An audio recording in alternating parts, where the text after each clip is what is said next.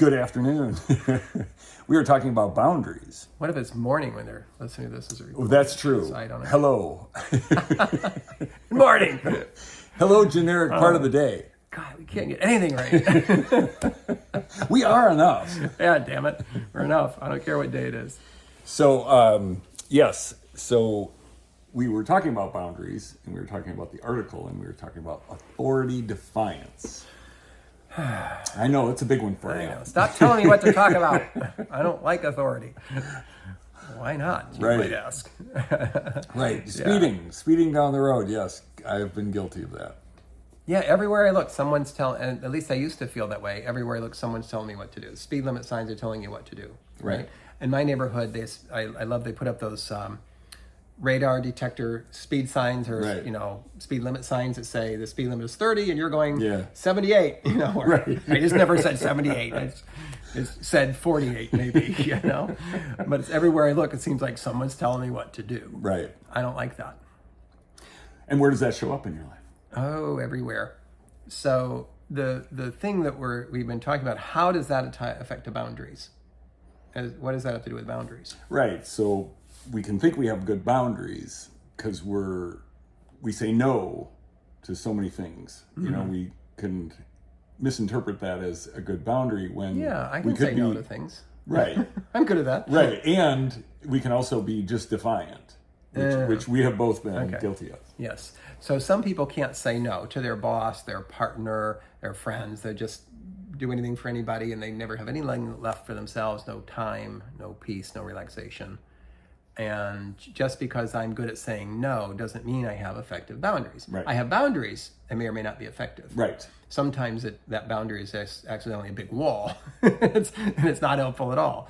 So yeah, for me, defiance is definitely a way that my ineffective boundaries show up. And I did how does it show up in my life? When you ask that, how it used to show up in my life, the earliest I remember memory that really showed up, it came up during a RIM session I did that Dr. Deb facilitated for me. And I went to a memory of being 8 years old. And my brother Matt, some of you know my brother Matt from our live check-ins and hikes. And the memory when I was 8, so Matt would have been 12. And not saying Matt was bossing me around a lot. But 12-year-old boys might feel like bossing around to an 8-year-old. Right. But I remember he was wanting me to do something, some chore he was telling me to do, or I don't know what it was. But I remember getting real sassy with him, and I looked at him and I said, I'm doing it because I want to, not because you told me to. Funny, I'm still that way with You're Matt. still that way. So that's and with fair. me sometimes. Yeah, well, that's fair. I came by it honestly.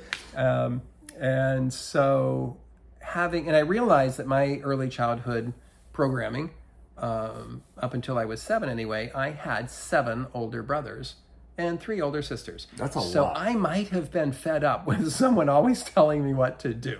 So I definitely reject that. And so now if Sal's being helpful and tells me, he loves this, when I'm cooking dinner and we've been together 35 years or 30 something years forever. Since 1988, do your own math. And so we cook at home almost every day. So I'm in the kitchen doing my turn at cooking and he will shout out some direction. Don't forget to whatever. It ticks me off to no end. It's like, I know how to boil whatever. And it's like, turns out I had forgotten what he was reminding me, and it still ticks me off. It's like, don't tell me what to do. So you're mad either way. Yes, and mad either way. You could have told me. Right. So yeah, it's this gut reaction. It's a body memory reaction. It is, and it's even right if now. It doesn't make sense. Yeah. It's instant. So imagine if I were employable and had a job and had someone telling me what to do, I would feel micromanaged. And I have been guilty of that when we had employees in our retail stores, for instance. I would seem bossy in telling someone what to do. And people were very hypersensitive even to when they were being this way, that I now know how we both were contributing to this, where employees might feel like being micromanaged. They don't want to be told what to do. Mm-hmm. Sometimes it's because we might be micromanaging them. Right. Been there. Sometimes it's if they're feeling inadequate or it's highlighting their insecurity, right, which has been my experience when I'm resistant to it. don't make me feel inferior or stupid or that I don't know what I'm doing. And I will get triggered by that belief that I'm not good enough, and then I'll respond accordingly. So that's where I've seen it in my life and in like the interactions with former employees. I don't know. How about you? Yeah. Oh, and I'm guilty of this on many levels. Not that many times today, I have to ask you that.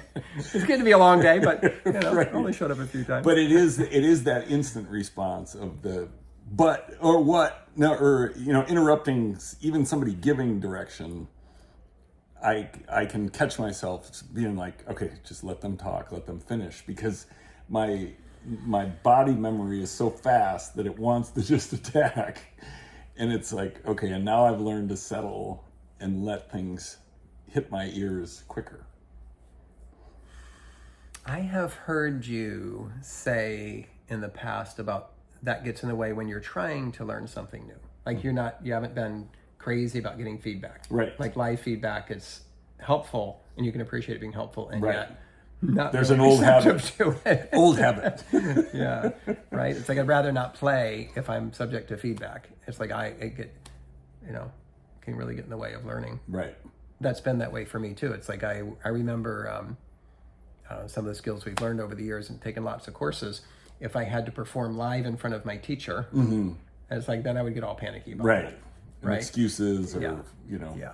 I want to know it before I learn it. I want to pretend I already knew this. Like I'm smarter than what I'm here to learn. It's like, and I so far have never been that. Right. I've never been that student ever. And we're not supposed to be. We're there to learn, and yet we feel embarrassed that we don't know what we just signed up to learn. It's Right. like, well, how silly is that? Yeah, no, But that's a good one. Yeah, it's not because it makes sense. It's because it's this body reaction. It's a gut reaction to not feeling enough. So I feel like the number, if I were to say where I'm at in that path now, I think I'm at about an 8 point something on the scale of 1 to 10. I feel like most of the time it doesn't get in the way.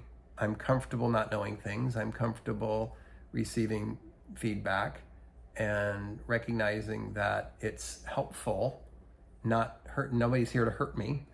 And I can't think of the last time someone showed up wanting to hurt me. Right. So I let go of the body memory of always feeling that way. Yeah. Because I don't always feel that way. I just feel like I used to always feel that way. Well, I'll give myself a 7, up from a 4. This year, how's that? Okay. So from a year or two ago, if you had given a 4, I would have said, why so high? And a 7, it's like, I don't know, maybe that's a little low. I don't know. But it's not about me anyway. So Right. It's like if you feel like you're at a 7, you are. Yeah. And awesome. Yeah. So that's the first way we wanted to talk Defiance, about. yes. Authority defiance is one of the ways we've seen ineffective boundaries being set up. False boundaries, we call them sometimes. Right. And one of the false boundaries is authority defiance.